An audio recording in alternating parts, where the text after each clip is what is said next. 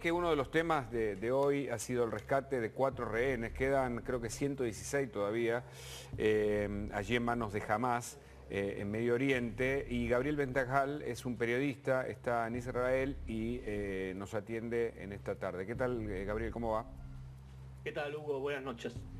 Contanos, repasemos por favor la noticia primero. Bueno, una operación militar en el centro de la Franja de Gaza, que era una zona donde ya habían combatido y que supuestamente estaba en manos del ejército. En ese lugar entran fuerzas especiales del ejército israelí y también del servicio de inteligencia, y lo que hacen es hacer una operación en donde liberan a 4 secuestrados, una chica, Noa Argamani, que estaba en una casa con unos familiares, o sea, con una familia civil que recibía dinero de Hamás para que la mantenga secuestrada, y a otros 3 que estaban en otro edificio a 200 metros. Los liberan a los 4 y los traen en helicóptero sobre las costas de la Franja de Gaza y los llevan a los hospitales. El caso más duro, más fuerte, fue el de Noa Argamani, que es la chica que ustedes imagino que deben haber visto clamando por cuando la estaban secuestrando. La que estaba en el recital, ¿no? Sí, claro. Sí, esa crónica fue desgarradora, como tantas otras, pero la recordamos porque estaba ahí con su pareja y la arrastraron en un momento, etcétera, ¿no? Noa Argamani tenía la madre que se estaba muriendo de cáncer. Y la madre pedía por favor ver a su hija, aunque sea una vez más antes de fallecer. Y Hamás, entre otras cosas que hizo, la declaró muerta a mitad de enero. Entonces, por suerte, hoy la emoción en el país era sin precedentes. Poder presenciar la unión entre la madre y su hija en esas circunstancias fue especial para toda la ciudadanía. Claro, Ben, pensaba mientras escuchaba tu relato, digo, por si a alguno todavía le queda duda de la crueldad y de lo que son capaces, digo, más allá de todas las aberraciones que hicieron y que siguen haciendo, digo, sabiendo que la madre clamaba por verla, ¿no? O sea, la maldad otra vez mencionando que estaba muerta, ¿no? O sea, ¿con qué necesidad? Pero bueno, hoy es alegría, por suerte, aunque todavía quedan muchísimos rehenes, ¿no? ¿116 son los que quedan? Yo la cifra que tengo son 120. Lo que sucede es que Hamás ha dicho que parte de ellos, buena parte de ellos, ya no están entre los vivos. Y el argumento que dice Hamás es que todos los muertos fueron provocados por las acciones militares de Israel para poder liberarlos. O sea que es parte de la propaganda y del terror psicológico que hace Hamás. Mientras que eso ocurre, por un lado, las familias de los rehenes siguen exigiendo la incondicionalidad de llegar a un acuerdo de cese de fuego, mientras que el gobierno sigue argumentando que es buena medida la presión física para lograr de esa forma la liberación. Correcto, correcto. Lo que me impresionó también de tu relato y de la noticia es esto de saber que, sobre todo ella, la chica, estaba rehén con una familia palestina. La pregunta que hago, porque lo desconozco, es, ¿apoyan a los terroristas o los terroristas también los presionan de alguna forma? No, porque si no, ¿cómo se entiende? Bueno, en el caso de la familia, lo que se argumenta es que recibían dinero, jamás le pagaba un sueldo para mantenerla a la rehén. Y algunas informaciones que están circulando es que incluso la familia no estaba muy contenta con lo que estaba ocurriendo con esa joven, entonces le daba más comida de lo que realmente Hamás le da al resto, y la mantenían a ella y a los otros en una casa de una familia. Lo que hay que entender es que es verdad, políticamente correcto, es bueno decir que no es lo mismo Hamás y el pueblo palestino de la Franja de Gaza, pero la cantidad de casos en donde familias enteras se prestan a ayudar al Hamás, o bien niños son combatientes del Hamás. A ver, a Noa Marziano, a una de las soldadas, que es amiga de mi hija, era amiga de mi hija, la asesinó un médico del hospital Shifa. O sea, el médico la recibió herida y el médico la asesinó. O sea, un médico de un hospital palestino asesinó a una chica herida, que en este caso era la amiga de mi hija. Claro. Entonces es complicado cuando se habla de hasta qué punto hay apoyo popular del Hamás dentro de los civiles de la Franja de Gaza. hay que recordar, acá hay años de adoctrinamiento. Claro. Y Digamos lo mismo. No hay diferencia. Salvando la distancia, el crimen organizado compra soldaditos de la droga, ¿no? Para la venta, los utiliza como sicarios. En algunos casos los extorsiona, en otros les paga, pero esto se entremezcla evidentemente allí porque lo que se sabe es que los rehenes no están en los túneles nada más, o sea que están en la superficie, en estas casas, como bien señalás, ¿no, Gabriel? Tal cual, y lamentablemente creo yo que parte de ellos están en los túneles y están rodeando a los líderes del Hamas para que en caso de que el ejército israelí se acerque mucho al momento final en donde terminen cayendo los últimos líderes, si es que están todavía en la Franja de Gaza, porque parte de los secuestrados quizá ni siquiera está en Gaza, está en Egipto, por ejemplo, o fuera de ahí, porque se descubrió una carretera, una autopista que unía la Franja de Gaza con Egipto. Claro. En donde el hijo del presidente de Egipto se encargaba de todo el tráfico de mercancías por abajo de la tierra. Entonces es problemático, de la misma forma que puedes pasar un auto desarmado por abajo de la Franja de Gaza, podés pasar a cientos de rehenes israelíes. Claro. Ahora, se sabe que están bombardeando, ¿viste? Los túneles, que son, bueno, de enorme longitud. ¿En algún momento van a poder, terminar con Hamas o es imposible esto que ya está desatado?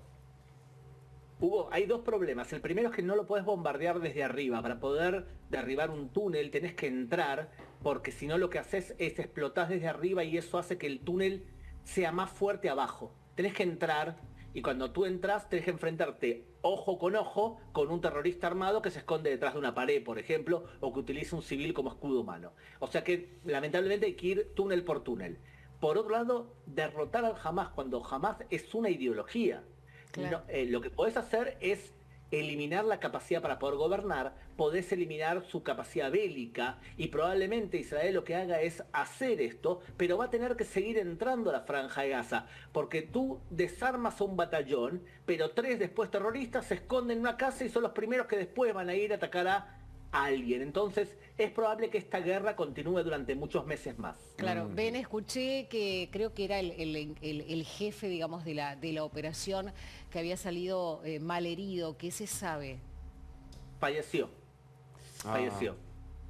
Falleció y es un gran dilema para israelíes. Se están arriesgando muchos soldados para hacer operaciones con una complejidad realmente que es difícil de entender viéndolo desde nuestra visión de civiles, ¿verdad? Se están arriesgando realmente mucho, pero la verdad es que los soldados mismos declaran si nosotros tenemos que dar nuestra vida es para salvar a civiles que no deberían estar en los túneles de la Franja de Gaza. Claro. O sea que hoy el país le rinde honor a este jefe de la operación que cayó en combate y por otro lado hay un nivel de alegría, de felicidad, de emoción, familias llorando e incluso los que no son familiares de los liberados. Y los liberados entiendo que físicamente están bien, bueno, por supuesto psicológicamente después de tantos meses, ¿no? de estar como rehenes, pero trascendió algo, que se sabe cómo es el apoyo que se les da en adelante. Mira, dice que están bien en general físicamente y que incluso tenían buen peso porque estaban viviendo en familias. Yo te voy a contar lo primero que hice cuando vi a Noa Argamani, porque los otros 3 eran chicos, pero cuando la vi a Noa Argamani, que era la imagen de ese secuestro, sí. Te quiero decir que lo primero que me fijé es si estaba embarazada. Wow. Porque el abuso sexual que están sufriendo las jóvenes que están en manos de Hamas es algo que solamente un ciego no quiere ver, y cuando hablo de ciegos hablo por ejemplo de movimientos feministas que no han salido a reclamar por esto, o de la ONU por ejemplo, que se ha transformado en algo especialmente nefasto. Yo mi primera imagen es, ¿no está embarazada o no? ¿Por qué decís lo de la ONU? Digo, para que quede claro, vos lo has dicho en otra oportunidad, pero si hay algún televidente que está haciendo zapping y escucha la frase, se preguntará por qué, ¿no? Mira, tú sabes que en general los países decentes, por ejemplo como Argentina, han adoptado declaraciones de lucha contra el antisemitismo, en donde si tú eres antisemita van a ser sancionados por la ley. La ONU es un promotor del antisemitismo. Estamos hablando de una Asamblea General que tiene 193 países, que está obsesionada con el Estado judío, que más de la mitad de las declaraciones contrarias son contra el Estado judío, que acaban de meter en una lista de países que supuestamente no protegen a los niños, Correcto. junto con Boko Haram y con ISIS y con el Qaeda. Y el presidente Gutiérrez dice, el secretario general dice que hay que analizar por qué los palestinos han hecho lo que han hecho, qué culpa tiene Israel. Un personaje nefasto como ese debe ser recordado en la historia como alguien que llevó a la ONU a ser lo que es hoy, y es un nido de prostitutas. Cierro con esto. Sí. El presidente Milei celebró, por supuesto, esta operación con una frase "Viva la libertad, carajo", que es característica de él, y el posteo en donde, bueno, ya se los veía a los rehenes con sus familias. Sí, sí, interesante. Y nos estaba mirando también, porque hay un último momento, después lo vamos a desarrollar, la detención de 5 barras que tenían una bandera antisemita. Creo que son de All Boys. Ahí, Pablo, después chequealo el dato. Miren, yo quiero decir una cosa. Hay a ver, ¿cómo decir? Hay en algunos sectores, bueno, una locura que no se comprende en este sentido. Pero es como dice Hugo, Ben, mira, pues.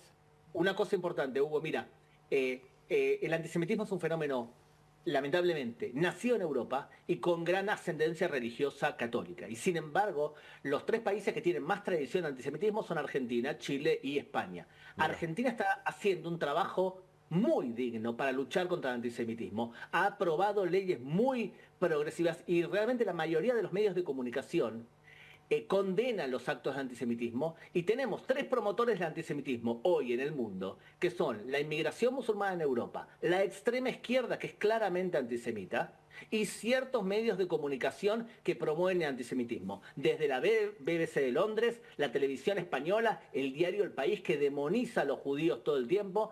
Sin embargo, es un placer hablar con ustedes, porque en general los informes de ustedes son especialmente balanceados y serios, y eso siempre es gratificante. Ahí creo que tenemos la imagen. Claro. Ahí tenés, mirá. Esto es lo que recién se... Bueno... Sí, es un ataúd de Atlanta, jugaban con All Boys hoy en Floresta, y un ataúd con el color de la bandera de Israel. Bueno, sí, una locura que por suerte... ¿Entendés, no? La bandera de Atlanta, Bueno. identificado de algún modo, ¿no? Con un sector de la... Bueno, de la En colectividad, ¿no? En la también, Argentina. claro, en la semana también la ministra Bullrich informó sobre la detención de Sí. una especie de youtuber, digamos, también que bueno, cometía este tipo de acciones. A esta altura, ¿no? Es increíble, pero bueno, por eso queremos hablar con vos y contar lo que está pasando, justamente también para generar conciencia sobre lo que significa el accionar del terrorismo. En este caso, la noticia, pese a que quedan muchos por rescatar, es que 4 rehenes con vida fueron rescatados del brazo terrorista de Hamas. Muchas gracias, Gabriel, por el contacto. Un abrazo. Un abrazo. Hasta Gracias. luego.